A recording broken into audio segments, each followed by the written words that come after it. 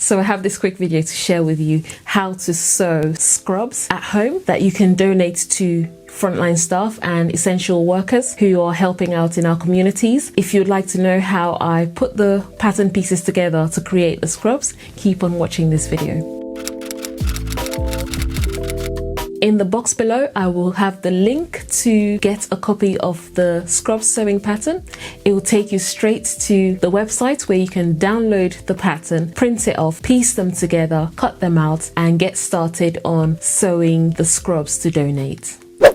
Oh, by the way, my name is Juliet Uzor of sewsonatural.com, and if you're someone who likes to create your own clothes, own your style, and shamelessly and fearlessly showcase them for everyone to see, then do not forget to hit that subscribe button. Let's jump right into the tutorial.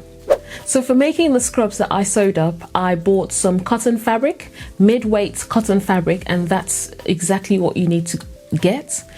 So with our current situation, there are still lots of fabric shops that still sell fabrics. They sell online, and all you need to do is go straight to their website and find and search for cotton fabrics. Those cotton fabrics are what you need to create the scrubs that you need to send off.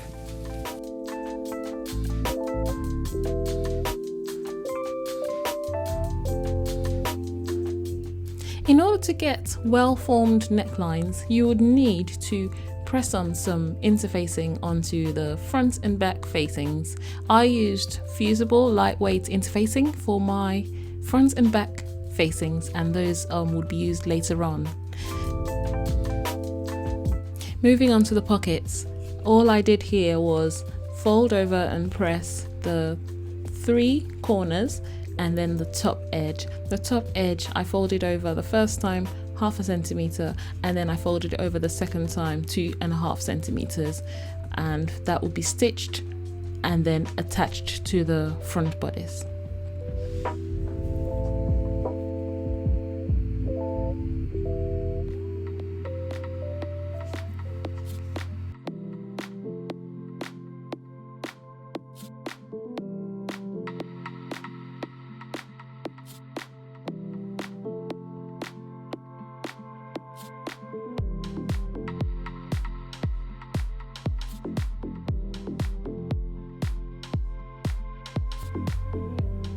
So now that the top edges are stitched down, we are then going to remember those markings that were made when the fabric was cut out. If you haven't marked yours, go back to your pattern piece and mark it on.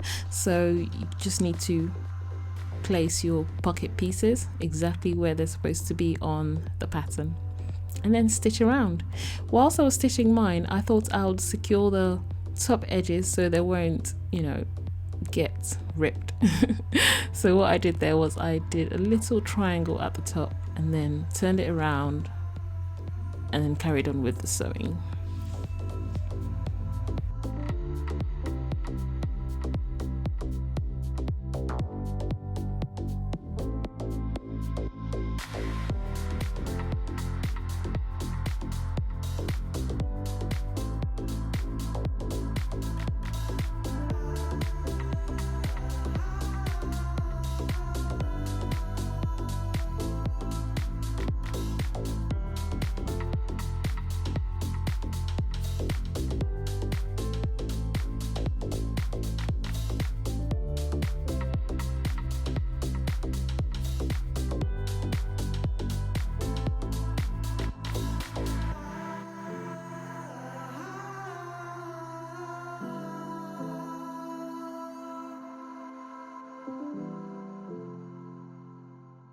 So now that the pocket pieces are completed, we need to stitch the shoulder seams. You pin them together, take them to the machine and give them a 1 centimeter seam allowance.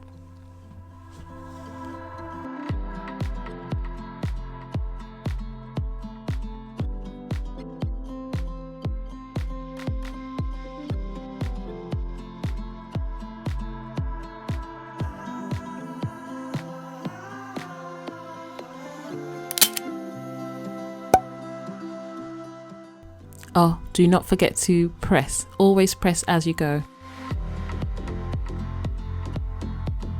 So when you finished pressing the shoulder seams, we now need to insert the sleeves. This is a much quicker and easier way for you rather than setting in the sleeves, especially if you are creating scrubs in bulk. So all I do is match the notches that were cut out when the notches that were made when we're cutting out the pattern pieces and the fabric pieces. So you pin them, make sure the notches match on the armhole and on the sleeve. When you pin them together, all you need to do is take them over to the sewing machine and give them a good stitch.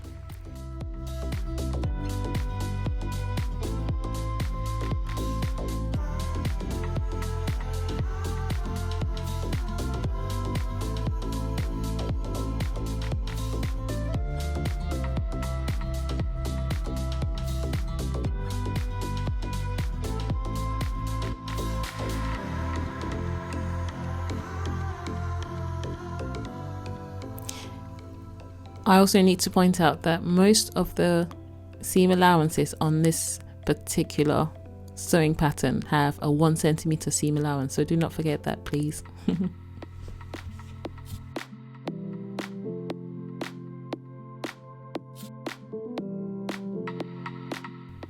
So it's much easier, like I said earlier, to stitch the sleeves in that way. So now we're going to move on to the neckline. I have already stitched the front and back facings together, as you can see, and press them down. Now I'm just going to pin them onto the neckline of the actual top. Remember to match the seams when you're pinning them.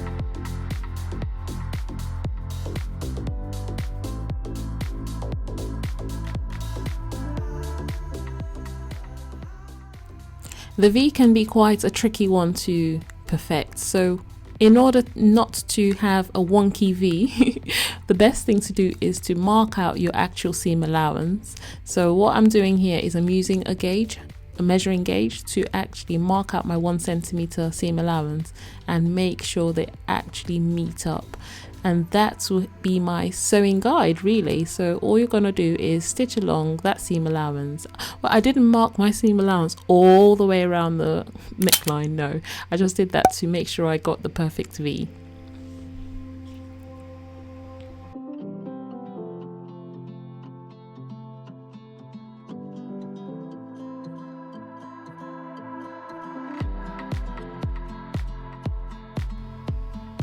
So as you can see, I really did take my time and went slowly, really slowly, till I got to the very end point of the V. Turned the needle around, not needle, sorry, raised the foot and turned around the fabric and then carried on sewing.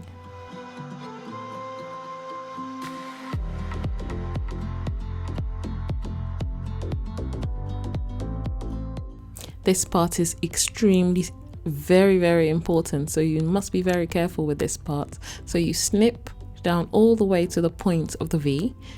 Please do not snip into your thread, and then trim. You trim just the bulk there so it doesn't have too much bulk when you turn the fabric around. And then all you need to do is snip around the seam allowance.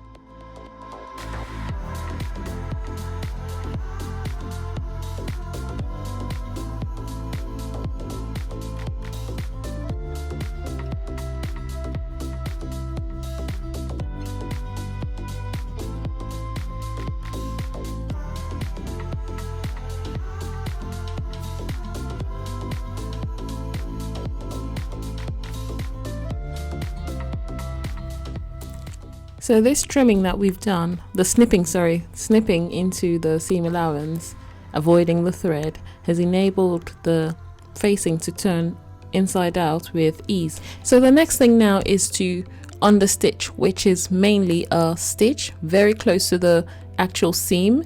So it's a stitch that goes on the facing, along the facing, and but it will be on the right side of the facing. So you need to stitch along that side, and what it does is it keeps your facing nice and flat. So when you give it a nice press, the facing would sit exactly on the inside and not gape.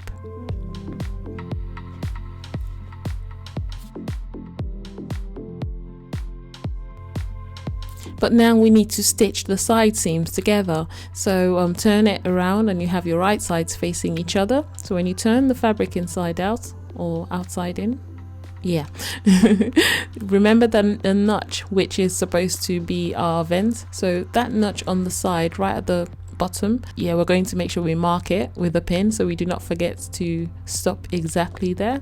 When you pin around, you're going to take it to the sewing machine and sew down the side seams all the way from the hem of your sleeves. Meanwhile, if you've got value from this video so far, do not forget to hit the like button because it really does help me.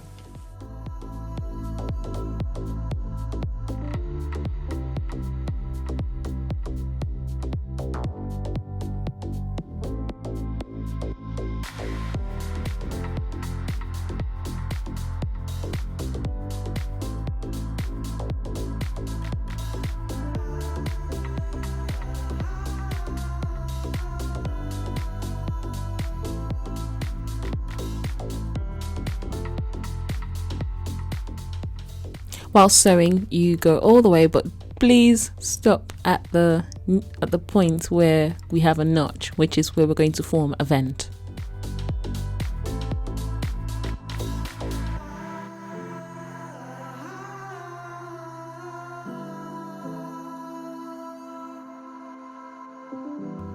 I folded over the vent and stitched along the line. When I got to the top of the vent, I turned it around, gave it a short stitch, and then turned it back down, stitched all the way down to the other end of the vent, and that was it really.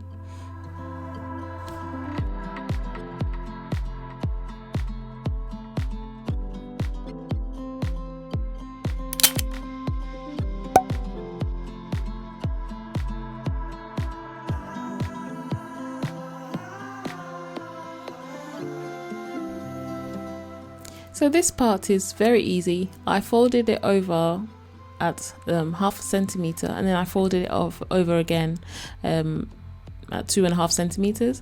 There are notches on the pattern to tell you exactly where your hem is supposed to be anyway, and then you take it over to the sewing machine and give it a stitch. But I also folded over my sleeves, so the hem of my sleeves as well. And I also need to point out that for the purpose of this video, I did not overlock or pink the raw edges of my top, but I will be doing that for all my other scrubs I'm going to be making to send off.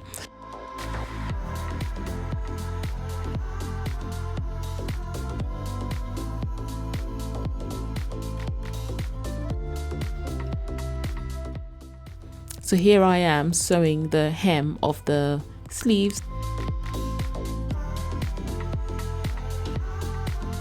So the top is completed now. We now need to move on to the trousers. Onto the trousers. Now I've already stitched along the crotch, the front crotch and the back crotch. And in order to know which is the front and the back, even though the labels are already there on the sewing patterns, the front crotch is much shorter than the back crotch. So you stitch 1 centimeter seam allowance, attach the pockets. There are notches there to tell you where the pockets need to go. So you sew along and give it a press. So there's the notch showing you where exactly to start, where to place your pockets. Same thing with the back trousers. You do the same thing, stitch the side seam pockets and the patch pockets.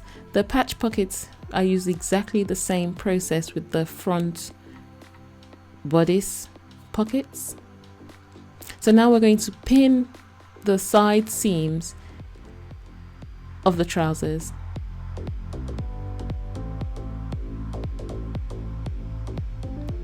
Make sure your pocket pieces match nicely. When I sew along the side seam and around the pocket, I'm not going to use 1 centimeter seam allowance. I know it says 1 centimeter seam allowance, but I'm going to make mine slightly more than 1 centimeter seam allowance. It'll be about 1.2 centimeter seam allowance, just to avoid the side seam pockets.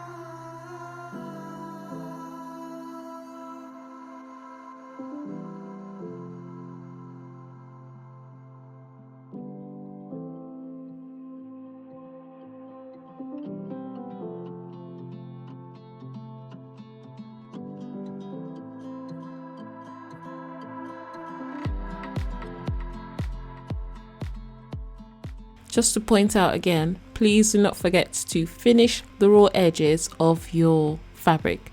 So important. There are so many methods that people use to finish the raw edges of fabric.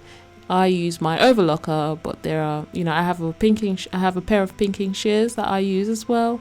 You could also use the overlocking stitch on your sewing machine or a zigzag stitch. So now that my raw edges are completed, I'm going to fold over the top opening of my trousers. There is a notch to tell you exactly where the fold needs to go. So fold it over, pin it together, making sure that the seams match, and take it to the sewing machine and give it a stitch. You can see me turning the side seam pockets to the front to make sure they stay where they're supposed to be, because obviously pockets go to the front.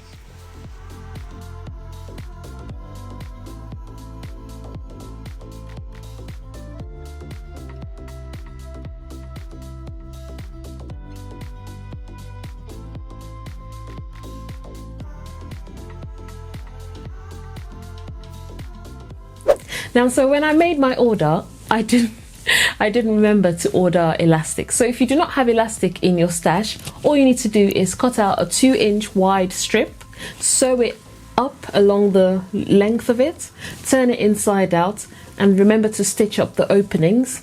And there you have some waist ties. Feed it through the channel where the elastic would have gone.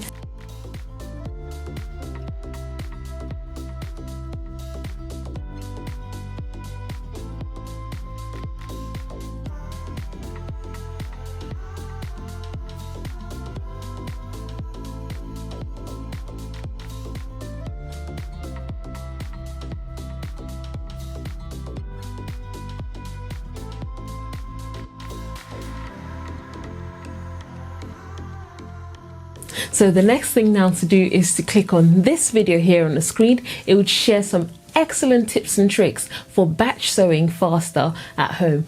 And whilst you're at it, do not forget to hit that subscribe button, because it really does help the channel. All the very best. Bye.